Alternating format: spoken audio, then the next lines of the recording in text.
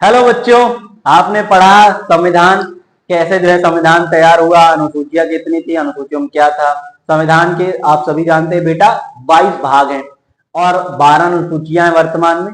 आइए बेटा आज से शुरू करते हैं पढ़ना कि जो संविधान के 22 भाग हैं हम एक एक करके पढ़ेंगे। तो पहला जो भाग है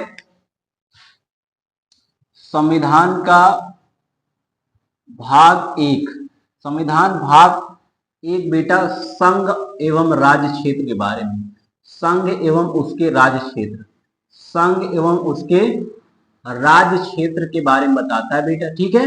और ध्यान रखिएगा बेटा ये अनुच्छेद 1 से 4 तक है, अनुच्छेद 1 से 4 तक। तो संविधान का पहला भाग है बेटा संघ एवं उसके राज्य क्षेत्र, ये अनुच्छेद 1 से 4 तक है। तो आइए समझते हैं कि अनुच्छेदों में क्या लिखा है। तो पहला जो अनुच्छेद है, पहला जो अनुच्छेद है इसमें कहा गया है कि भारत अर्थात इंडिया, भारत अर्थात इंडिया, भारत अर्थात इंडिया राज्यों का संघ होगा, राज्यों का संघ होगा, राज्यों का संघ होगा, ध्यान रखिएगा संघ होगा, ठीक है बेटा। भारत यानी जो भारत देश है, भारत देश अर्थात इंडिया ये राज्यों का संघ होगा, यानी राज्यों का ग्रुप होगा, यूनियन होगा, ठीक है। राज्य इससे जुड़े रहेंगे, यही अंतर है यूनियन में। संघ की बात करें अगर बेटा हम, तो संघ की बात करें तो संघ के लिए अलग अलग हो सकता है सब। एक होता है बेटा यूनियन, यूनियन में राज्य के पास शक्तियां एकदम कम होती है, राज्य के पास शक्तियां क्या होंगी, कम होंगी, राज्य के पास शक्तियां कम होंगी, इसलिए हमारे भारत देश को अर्थसंघात्मक बोलते हैं, क्वासी फेडरल बोल देते हैं। तो राज्य की शक्तियां कम होंगी। तो भारत देश में जो आपका जो संघ है वो भारत देश में कैसा यूनियन है। एक होता है बेटा फेडरल, फेडरल का भी वही होता है, ये अमेरिका जैसे देशों में लागू होता है, अमेरिका देशों में जहां राज्यों के पास असीम शक्तियां हैं, वहां का राष्ट्रगान अलग है, वहां झंडे अलग हैं, उनका संविधान अलग है, तो वहां पर राज्यों के पास काफी शक्तियां हैं। तो अमेरिका में फेडरल सिस्टम है, भारत में फेडरल सिस्टम को आधा बोल दिया जाए इसलिए क्वासी फेडरल बोलते हैं, अर्धसंघात्मक बोला जाता है। एक होता है बेटा कन्फेडरल, याद रखिएगा, एक कन्फेडरल, कन्फेडरल का मतलब होता है परिसंघ, परिसंघ एकदम कभी भी अलग अलग जो आपका एक ही देश अलग अलग जो आपका राज्य बहुत ज्यादा शक्ति, ऐसा कोई देश अभी तक है नहीं। तो यूनियन और फेडरल, यूनियन क्या भारत, तो भारत जो इंडिया, इंडिया जो बेटा आप बोला गया है ये स्टेट ऑफ यूनियन, ठीक है, भारत राज्यों का संघ होगा।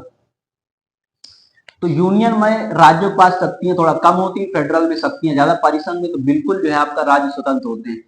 तो राज्य के बारे में अगर बात करें बेटा, तो राज्य के बारे में यहाँ पर 3 प्रकार के राज्यों की चर्चा हो रही है। तो भारत में एक राज्य होता है नॉर्मल राज्य बेटा, और एक होता है जैसे केंद्र शासित प्रदेश, केंद्र शासित प्रदेश भी क्या है, करेगा राज्य ही है, केंद्र शासित प्रदेश आप जानते हैं राज्य 28 है, केंद्र शासित प्रदेश है।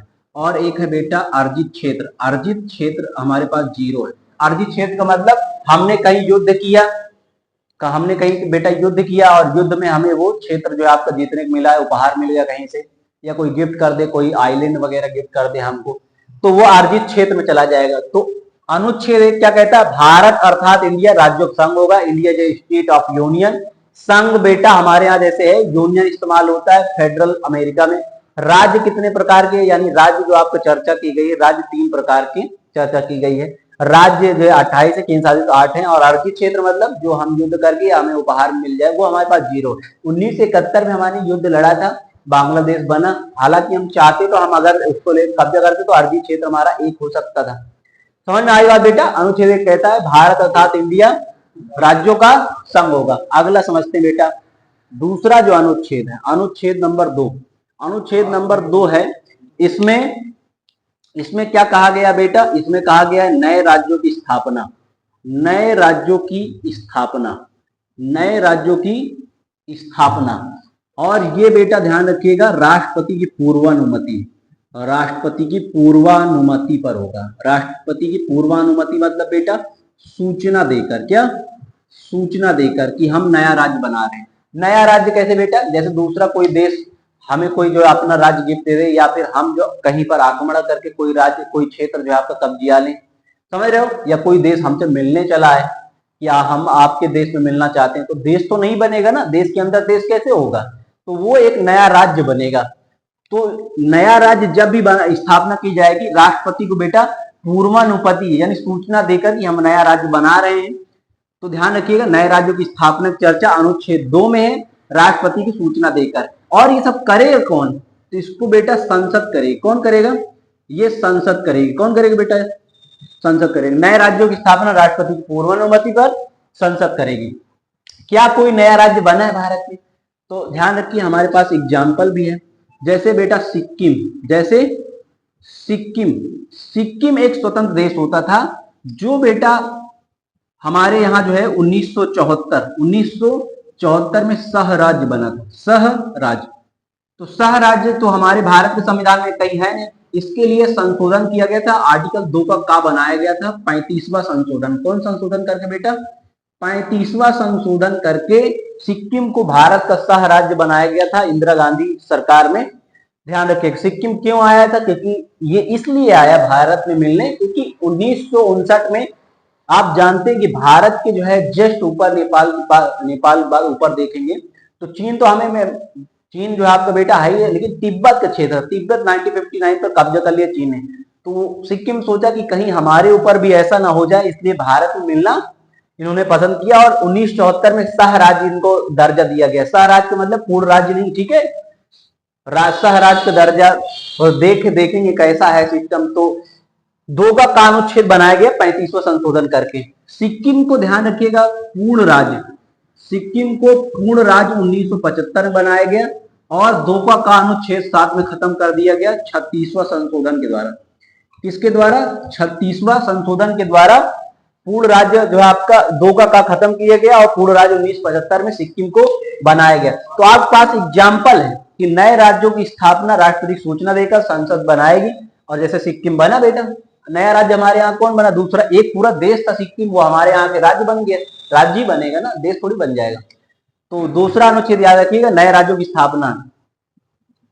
तीसरा जो अनुच्छेद है, इसमें कहा गया है कि भारत, इसमें जो बेटा कहा गया है भारत की सीमा जो आपका राज्य है, यानी भारत के जो राज्य है, या कह लीजिए बेटा भारत के जो राज्य हैं, भारत के जो राज्य हैं उनकी सीमा, नाम क्षेत्र में परिवर्तन हो सकता है। नाम क्षेत्र में क्या हो सकता है? परिवर्तन हो सकता है। जैसे बेटा इसको ध्यान रखिएगा, भारत के जितने भी राज्य हैं उनके सीमा, नाम, क्षेत्र में परिवर्तन किया जा सकता है। इसको कैसे करेंगे? तो इसको भी राष्ट्रपति को सूचना दी जाएगी, राष्ट्रपति की पूर्वानुमति यानी सूचना देना है, ठीक है बेटा। और कौन करेगा ऐसा? तो संसद करेगी। कौन? संसद। कौन करेगी बेटा? संसद करेगी। अगर भारत के अंदर भी किसी राज्य के नाम, सीमा, क्षेत्र परिवर्तन लाना है तो राष्ट्रपति की सूचना कौन देगा? संसद जो है आपका ये काम करेगी। तो क्या ऐसा हुआ है कि भारत के राज्यों में किसी राज्य का तोड़ा गया और नाम क्षेत्र परिवर्तन किया गया? और बिल्कुल एग्जाम्पल देख सकते हैं बेटा, जैसे 9 नवंबर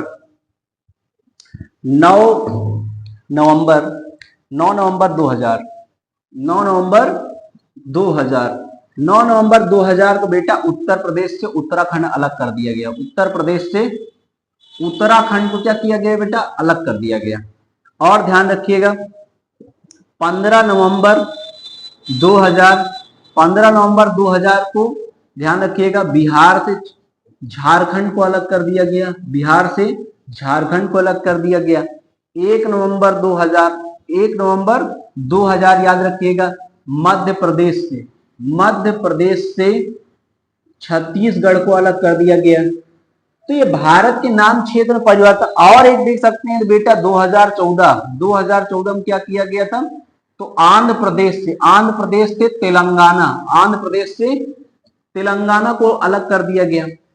समझ रहे हैं बेटा आप? तो भारत पहले क्या बोला कि राज्यों का संघ है, ठीक है, राज्य इतना है। दूसरे अनुच्छेद में कहा गया नए राज्यों की स्थापना कर सकते, कोई नया देश आ रहा है या आक्रमण करके हम लोग कब्जा कर ले रहे हैं तो ठीक है। और जब मिल जाए तो भारत के राज्यों को उसका नाम, क्षेत्र, सीमा परिवर्तन भी कर सकते हैं हम। जैसे कि उत्तर प्रदेश को से अलग कर दिया उत्तराखंड, बिहार से झारखंड, मध्य प्रदेश से छत्तीसगढ़, आंध्र प्रदेश से तेलंगाना अलग कर दिया गया। तो ऐसे भारत के राज्यों को नाम, सीमा परिवर्तन किया जा सकता है। अनुच्छेद 3 में ये बात कही गई है। समझ रहे हैं बेटा आप? आइए आगे चलते हैं। इसके बाद तो बेटा आपने देखा अनुच्छेद 1 में भारत राज्यों का संघ, 2 में जो है नए राज्यों की स्थापना, और तीसरे में बेटा बोला गया कि भारत के जितने भी राज्य उनके नाम सीमा क्षेत्र में परिवर्तन किया जा सकता है। आइए अनुच्छेद 4 देख लेते हैं। अनुच्छेद 4 क्या कहता है? अनुच्छेद 4 अनुच्छेद 4 अनुच्छेद 4 क्या कहता है बेटा? तो ध्यान समझिए। अनुच्छेद 4 कहता है कि जो अनुच्छेद 2 व 3 में, अनुच्छेद 2 व 3 में जो आपका लिखा गया है, अनुच्छेद 4 जो है बेटा, ध्यान समझिए, अनुच्छेद 2 व 3 में, अनुच्छेद 4 क्या कहता है? अनुच्छेद 2 व 3 में कोई भी संशोधन होगा तो उसको संशोधन में गिना नहीं जाएगा, संशोधन में गिना नहीं जाएगा। ध्यान रखिएगा। क्यों नहीं गिना जाएगा बेटा? ये सब होता है साधारण बहुमत से। किससे होता है? साधारण बहुमत से। अगर आपको अनुच्छेद 2 यानी नया राज्य बनाना है या भारत के राज्यों में कोई परिवर्तन करना है तो ध्यान रखिएगा उसके लिए सिर्फ साधारण बहुमत यानी 50% बहुमत की आवश्यकता होती है, जो 272 सांसद हो, सरकार बनाते हैं। मतलब सरकार जिसकी है वो ये काम कर सकती है। समझ में आ रही बात बेटा? जिसकी भी सरकार होगी वो काम ये कर सकती। साधारण बहुमत से होता है काम, इसलिए संशोधन, क्योंकि संशोधन आपके भाग 20 में दिया गया। भाग 20 संशोधन 2 ही प्रकार है, एक विशेष बहुमत, एक विशेष बहुमत प्लस आधे राज्य। साधारण बहुमत से किए गए संशोधन को संशोधन संख्या नहीं दी जाती। इतना बात समझ में आई आपको? संघ और राज्य क्षेत्र, संघ और उसके राज्य क्षेत्र भाग 1 में 1 से लेकर 4 तक। तो 1 क्या कहता है? भारत अर्थात इंडिया राज्यों का संघ होगा। राज्य 3 प्रकार बताए गए उधर। 2 में बोला गया कि कोई राज्य मिलना चाहता है, हम आपमण कर दिए तो हम उसको मिला सकते हैं, ठीक है। और तीसरे अनुच्छेद में अगर मिल गया कोई राज्य, हमारे यहाँ जो 28 राज्य हैं इनके नाम सीमा क्षेत्र परिवर्तन कर तोड़ फोड़ कर सकते हैं राज्यों में, ठीक है। मतलब सीमा और जो है नाम क्षेत्र परिवर्तन कर सकते हैं, तोड़ फोड़ का मतलब और कुछ मत लीजिएगा।